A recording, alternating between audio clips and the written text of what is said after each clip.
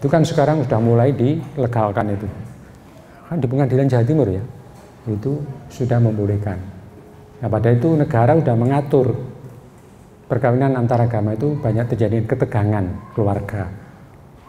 Makanya walaupun ada yang menghalalkan, tapi negara sudah mengharamkan gitu. Negara maksudnya membimbing rakyat ya, agar tidak terjadi ketegangan, negara ngatur.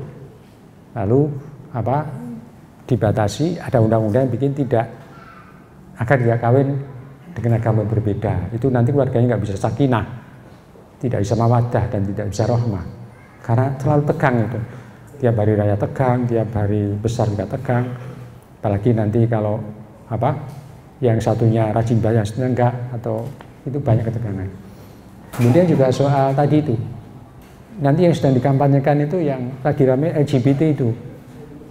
Jadi LGBT itu sedang diramaikan, insya Allah nanti ke depan sudah akan jadi isu utama.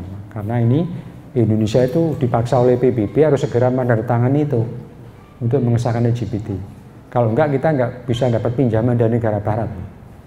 Kalau kita mau disebut negara yang menghormati hak asasi manusia, menghormati demokrasi, kita harus menandatangani traktat bolehnya kawin sejenis itu.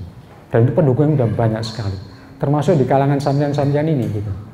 Islam itu banyak yang dukung. Karena tadi kelompok Mu'tazili itu tidak mau lagi mendengar pahamnya pendapat Imam Syafi'i, Imam Maliki, Imam Hambali, Imam Rafi'i, tidak dipakai. Lalu mereka menafsirkan sini Quran dan Sunnah. Dan setelah ditafsirkan, ternyata Islam itu membolehkan menurut versi mereka. Jadi Quran sudah diolah oleh mereka. Akhirnya sekarang mereka sudah berpendapat bahwa Islam tidak melarang LGBT. Itu sudah mereka membuat keputusan semacam itu. Yaitu nanti akan terjadi pertarungan budaya yang keras sekali. Yaitu saya sebut kelompok Mu'tazilah tadi itu sudah muncul di kita. Yang kelompok liberal itu hampir semuanya setuju dengan LGBT dan setuju dengan pernikahan antar agama.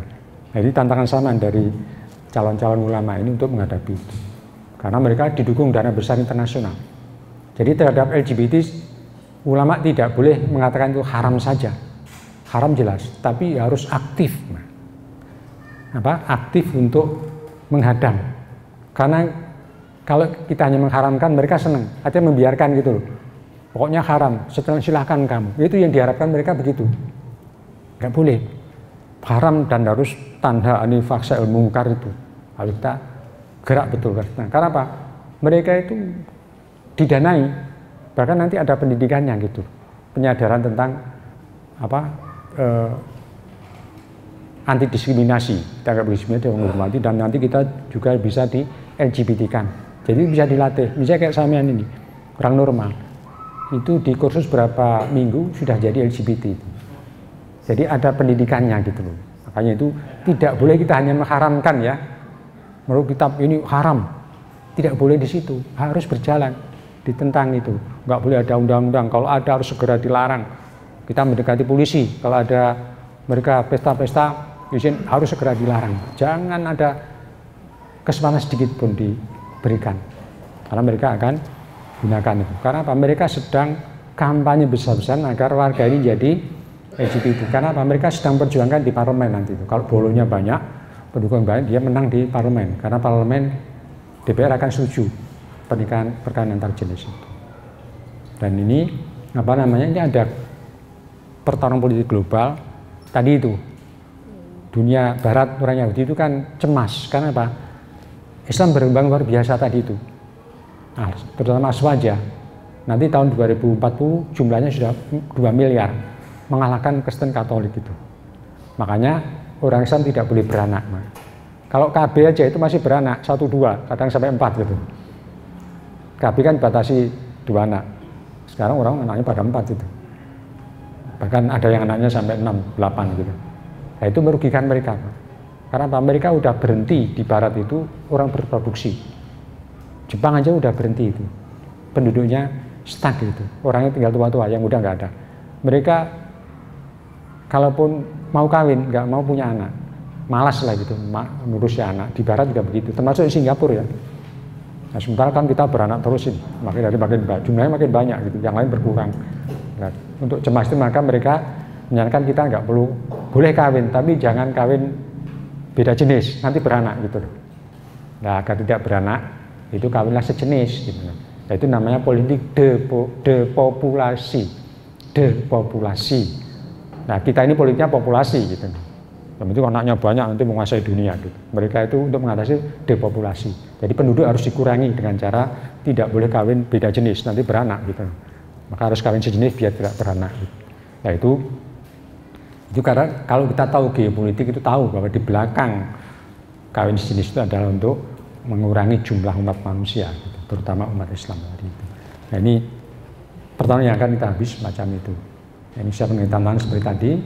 Nah, ini makanya di sini fikih itu kita dibagi 3 bagian ya, maka nanti jenengan sebagai seorang ulama harus bisa membedakan mana fikih agam.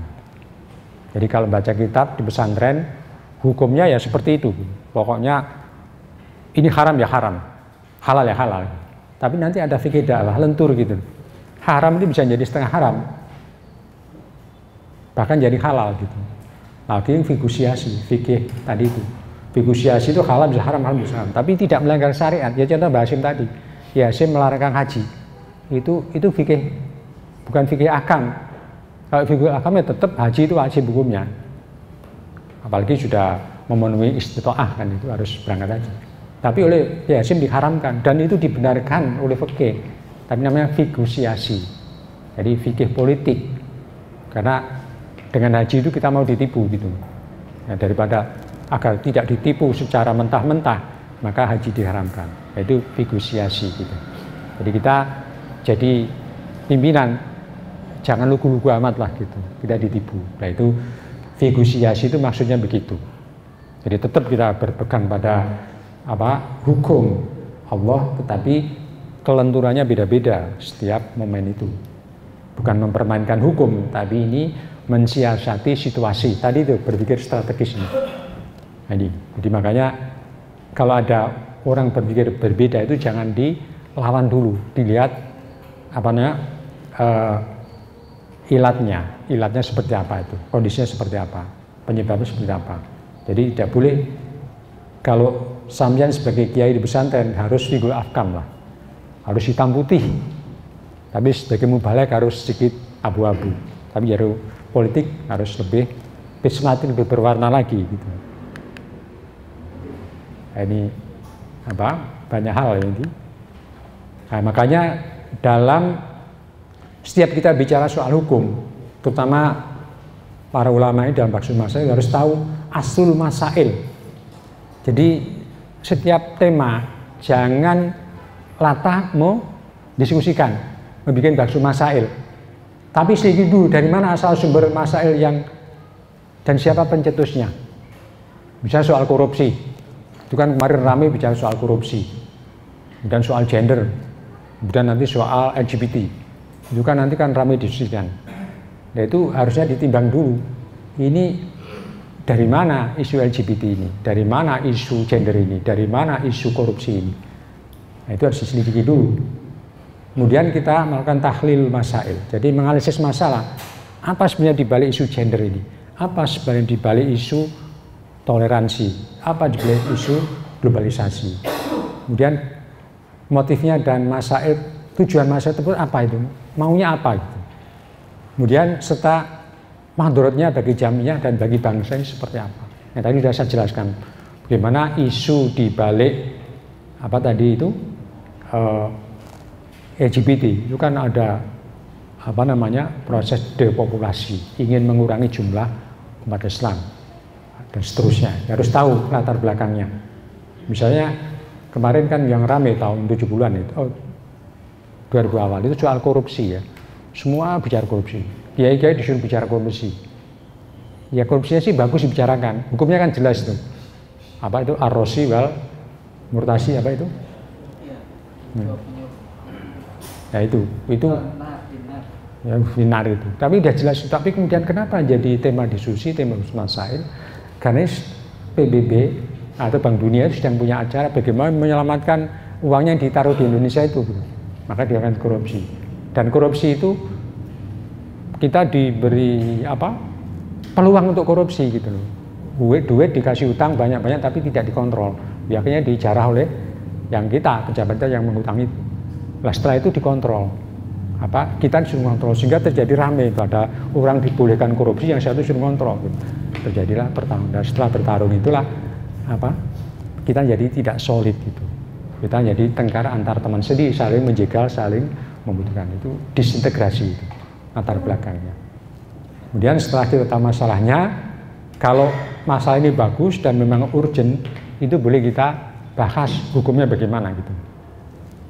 Nah setelah kita bahas, kita tahu tujuannya seperti apa. Kemudian ketiga, melakukan baru boleh baksul masail gitu. Jadi baksul masail harus kita takar dulu. Kalau persoalan itu mandornya besar dan itu hanya propaganda orang lain, harus kita tolak gitu. Misalnya kita sekarang nanti kan akan rame baksul masail soal LGBT, bagaimana hukumnya? Udah jelas mutlak haram kok dibaksul masailkan gitu loh. Kalau korupsi udah jelas haram, kenapa dibaksul masailkan? Ya nggak usah baksul masail, udah jelas itu. LGBT udah jelas terlarang kok dibaksul masailkan. Itu jangan mau, harusnya ditolak gitu loh. Karena apa? Itu propaganda mereka. Biar seorang se-Indonesia bicara baksul masail semua, bicara soal LGBT semua. Nanti orang jadi akrab dengan LGBT, lama-lama terbiasa gitu. Itu cara mereka sosialisasi tentang LGBT, sosialisasi tentang korupsi itu dengan begitu. Jadi mereka jadi akrab gitu. Nah, setelah akrab dianggap biasa. Biasa akhirnya dibolehkan kan. Lama-lama masyarakat itu mengabaikan. Nah, makanya itu kalau ulama yang benar itu diselidiki dulu. Ini boleh nggak kita baksul masailkan, kita seminarkan, kita halqahkan, boleh nggak? Kalau mau menutup kita itu, jangan dibicarakan, nanti mati sendiri. Kalau kita ramai bicarakan sama dengan iklan gratis bagi kelompok sekuler itu, kelompok liberal itu. Yaitu pentingnya kita melakukan menyelidiki asal masail itu, asal usul tema yang diangkat pada kita. Saya kira ini yang saya sampaikan. Nanti ada waktu sedikit kita dialog karena nanti kita juga harus kembali ke Jakarta. Mohon maaf atas segala kekurangannya. Ihdinas siratal mustaqim. Wallahu muwaffiq ila aqwamit thoriq. Wassalamualaikum warahmatullahi wabarakatuh.